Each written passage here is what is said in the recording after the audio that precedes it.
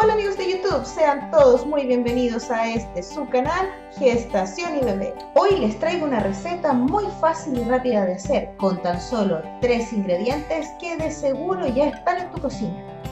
Esta receta es maravillosa para ayudarnos a aclarar la piel de nuestro rostro y además es 100% segura de utilizar durante el embarazo. Aquí vamos con los ingredientes. 2 cucharadas de maicena o fécula de maíz, 1 cucharada de miel y la clara de un huevo. Ahora simplemente mezclamos los ingredientes, revolvemos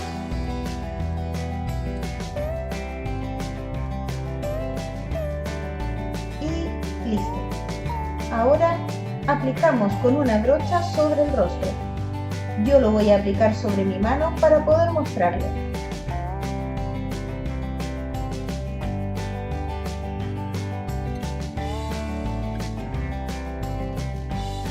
Una vez que terminamos con la aplicación de la mezcla, procedemos a masajear por unos segundos en forma circular.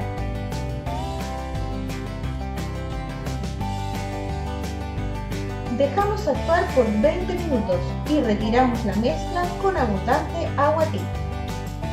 Esta mascarilla es realmente efectiva, pero como todo en la vida requiere de constancia, así es que te recomiendo que lo utilices 2 veces por semana durante un mes y luego una vez cada 15 días para mantener sus efectos. Importante, la maicena tiene un gran poder aclarante, pero también es conocida como Botox natural, por lo que además de aclarar tu piel, esta mascarilla aportará firmeza y vitalidad a tu rostro.